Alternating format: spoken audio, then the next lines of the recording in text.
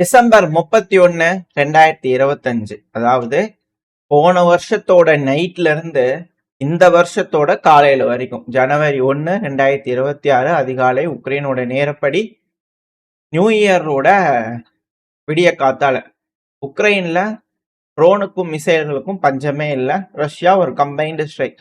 மொத்தம் 205 ட்ரோன்கள் பாத்தீங்கன்னா ரஷ்யா உக்ரைனுக்குள்ள ஏவி விட்டுருக்காங்க. இதுல 24 ட்ரோன்கள் 15 பகுதிகளில் தாக்குதல் பண்ணியிருக்கு அப்படிங்கிறது போல செய்திகள் வந்திருக்கு. இதுல ஹெவியான அட்டாக்ஸ் அப்படிங்கிறது உக்ரைனோட மேற்கு பகுதிகள் டார்கெட் பண்ணிக்கிறாங்க. அதாவது ரெட் லைன்ஸ் எல்லாம் இப்போ பண்ணா திருப்பி அழைச்சிட்டு பசந்து போடுவாங்க போல தெரியுது. ஸோ இத்தனை நாளா விட்டு வச்சிருக்கக்கூடிய பகுதிகள்லாம் பண்ணா ரஷ்யா இப்ப ஹெவியா அட்டாக் பண்ணிட்டு இருக்கிறாங்க. அது முன்காலத்துல இருக்கிறது எல்லாத்தையும் முடிஞ்ச வரைக்கும் எல்லாம் சேதம் பண்ணிட்டாங்க. ஸோ இப்போ மேற்கு பகுதிகள் இருக்கிறது சேதம் பண்ணக்கூடிய வேலைகள்ல இறங்கியிருக்காங்க. அட்மினிஸ்ட்ரேட்டிவ் சென்டர்ஸ் ஓலின் பகுதி, இந்த ஓலின் ட்ரெஜடி அப்படிங்கிற போலாண்ட் ஹிஸ்டரி லெசன்ல எடுத்துட்டு இருக்கிறாங்க இல்லையா, ஸோ அந்த பகுதிகள் லுட்டஸ்க் பகுதி.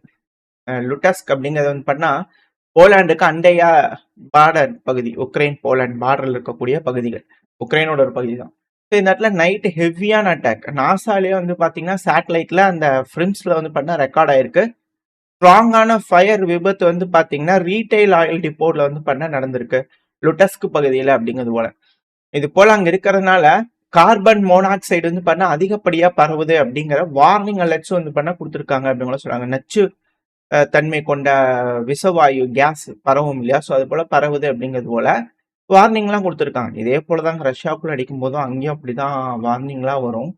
ஸோ இது போல ஆயில் டிப்போஸ்லாம் அடிக்கிறாங்க அப்படின்னா இங்கேயும் பரவதான் செய்யும் இல்லையா. ரஷ்யாவுக்குள்ள அடிக்கும் போது பரவுது, லாங் ரேஞ்ச் ட்ரோன்கள் போகுது அப்படின்னா அதுக்கான உளவு சேவைகள், சேட்டலைட் கனெக்ஷன்லாம் அவங்க போகும்போது உக்ரைனுக்குள்ள பார்டர் பகுதியில் அடிக்கும் போது இந்த நச்சு வேலைகளும் அங்க நச்சு புகைகளும் போகதானே செய்யும். ஸோ சேட்டலைட் இன்டெலிஜென்ஸ் டேட்டாலாம் தராமல் இருந்தாங்கன்னா மேபி இதுக்கெல்லாம் கண்டனங்கள் சொல்லாம இருக்கலாம். பட் ஆனால் இதுக்கு எந்த ஒரு கண்டனங்களும் சொல்லாம எல்லாம் கமுக்கமா உட்காந்து வேடிக்கை பார்த்துட்டு இருக்காங்க. எந்த அளவுக்கு எஸ்கலேஷன் போகட்டும் அப்படிங்கிறது போல கிரிட்டிக்கல் இன்ஃப்ராஸ்ட்ரக்சர் ஓலின்ல இருக்கக்கூடிய பகுதிகளை இப்போ தொட ஆரம்பிச்சிட்டாங்க ரஷ்யா. லுட்டஸ்க் பகுதிகள் இத்தனை நாளா விட்டு வச்சிருக்கக்கூடிய ஒப்லாஸ்ட், அதுவும் மேற்கு கடை கோடி எட்ஜ் பொசிஷன்ல இருக்கக்கூடிய பகுதிகள் எல்லாத்தையும் விளாச ஆரம்பிச்சிருக்காங்க. ஸோ இது அந்த லுட்டஸ்க் ஓலின் பகுதியில் நடக்கக்கூடிய விஷயங்கள்.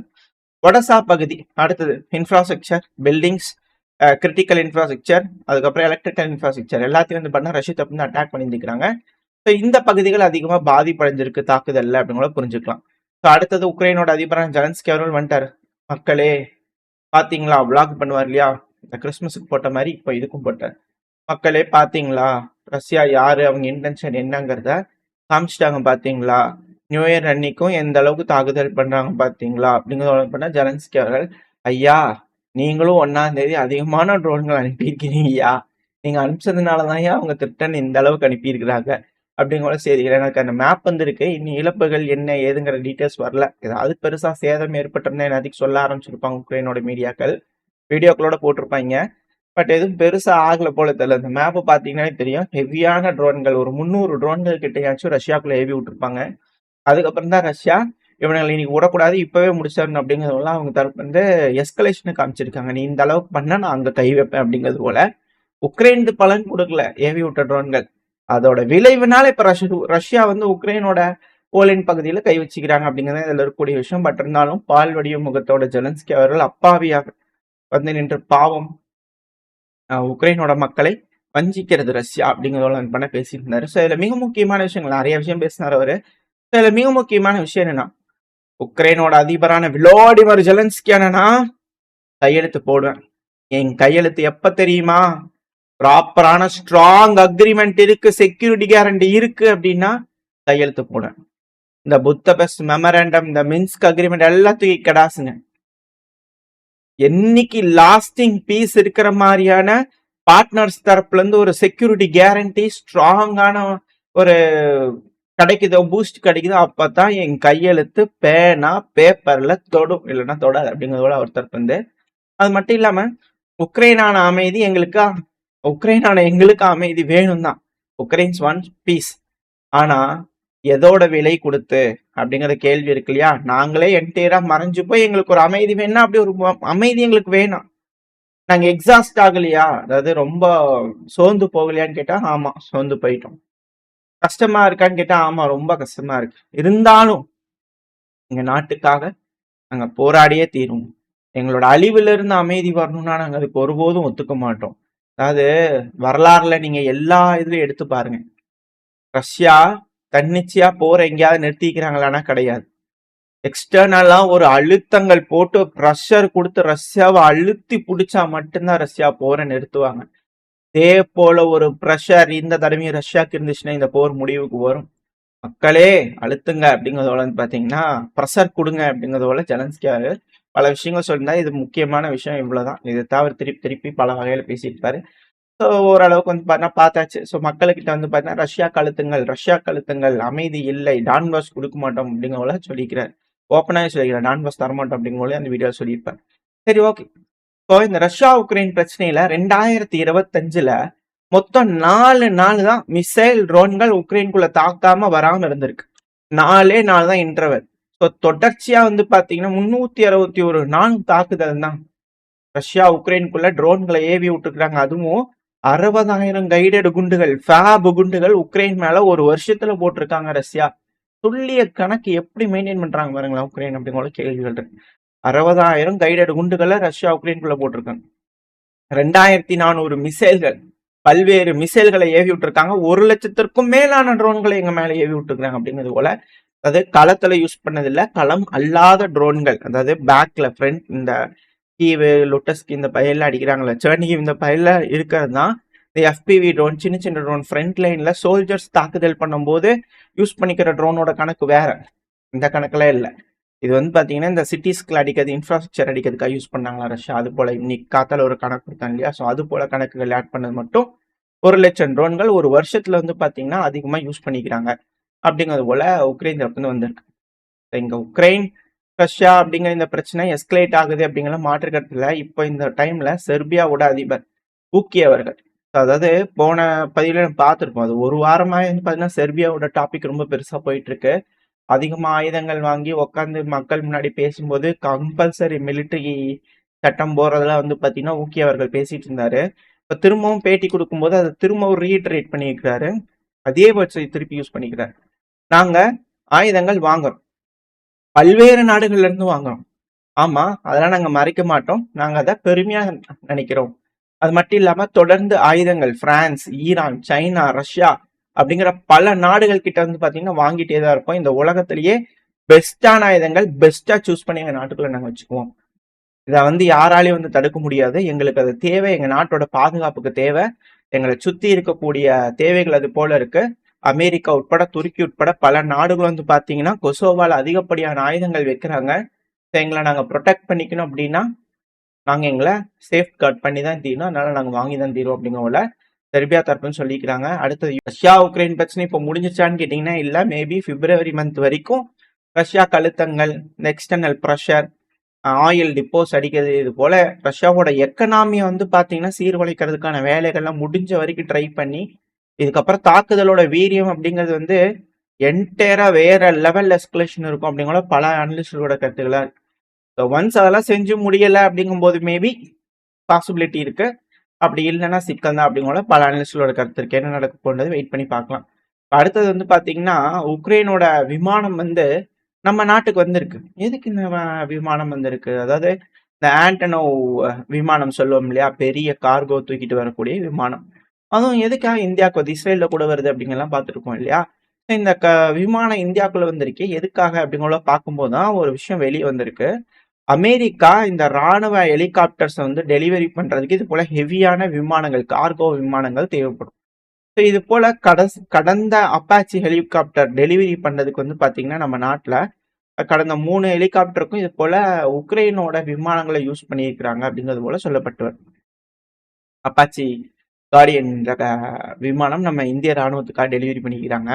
ஸோ இந்த ஆண்டனோ ஏர்லைன்ஸை வந்து பாத்தீங்கன்னா தத்து கொடுத்துட்டாங்களா?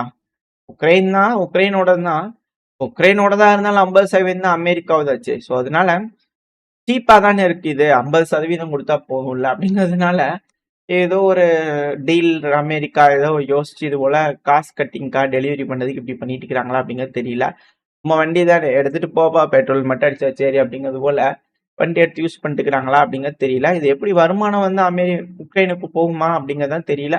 ஸோ இது போல வேலைகள் வந்து பார்த்தீங்கன்னா, இப்போ டெலிவரிக்கு கார்கோஸ யூஸ் பண்றாங்க அப்படிங்கிற புரிஞ்சுக்கலாம். கூடவே அமெரிக்கா ஹெலிகாப்டர்ஸ் நம்மளுக்கு டெலிவரி பண்ணிட்டு இருக்காங்க. அட் த சேம் டைம் ரஷ்யாவும் நம்மளும் ஜாயிண்ட்டா வந்து பார்த்தீங்கன்னா, ப்ரொடியூஸ் பண்ணலாமா? IL 114-300 அப்படிங்கிற விமானத்த வந்து பார்த்தீங்கன்னா, உருவாக்கலாமா? டர்போ ப்ரொப்பல்லர் இருக்கக்கூடிய ஏர்கிராஃப்ட்.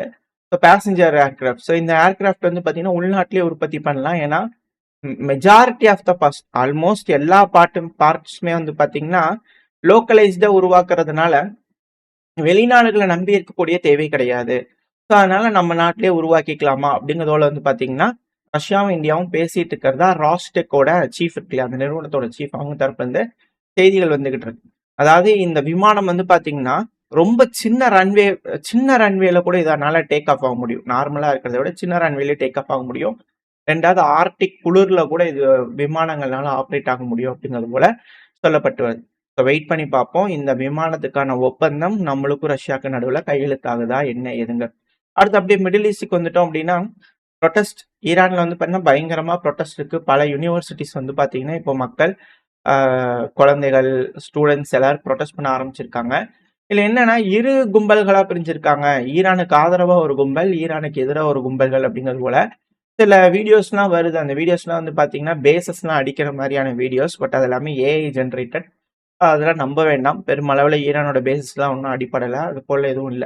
ஏன்னா, இந்த ப்ரொட்டஸ்ட்ல வந்து பார்த்தீங்கன்னா, கிளியரான சைன்ஸ் என்னன்னா, ஈரானோட அதிபரான மசூத் பெஸிஷ்கியான் அவர்கள் வந்து மக்கள் முன்னாடி பேசும்போது, அங்க ஒரு புரொட்டஸ்டர் வந்து அவர இடைமறிச்சு பேசுறாரு.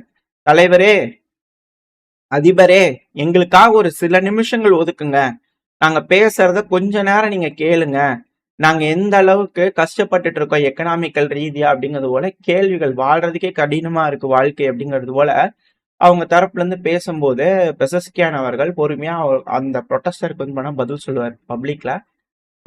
ஆமாங்க, கவலையா தான் இருக்கு. நாங்க அதை மானிட்டர் பண்ணிட்டு தான் இருக்கோம். புரியுது. அதே கஷ்டம் எங்களுக்கும் இருக்கு. புரிஞ்சுக்க முடியுது. அதுக்கான நடவடிக்கைகள் எடுக்கப்படுது அப்படிங்கிறதோட வந்து பண்ண அவர் தரப்புல இருந்து பேசிட்டு இருப்பாரு. ஸோ அந்த அளவுக்கு கையை மீறி போல ப்ரொட்டஸ்ட்.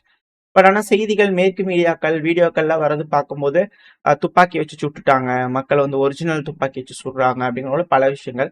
நம்ம அமெரிக்கால ஸ்னைப்பர் வச்சு புரொட்டஸ்ட் நடக்கிறதெல்லாம் பார்த்துருக்குறோம் இல்லையா? ஸோ அது போல தான் இது அப்படிங்கிறது போல பலர்களோட கருத்து. அது இப்போ வந்து பார்த்தீங்கன்னா, இந்த ஆன்டி ஐஸ் அந்த இமிகிரேஷனுக்கு எகெயின்ஸ்டா இன்னும் அமெரிக்கால புரொட்டஸ்ட் போயிட்டு தான் இருக்கு.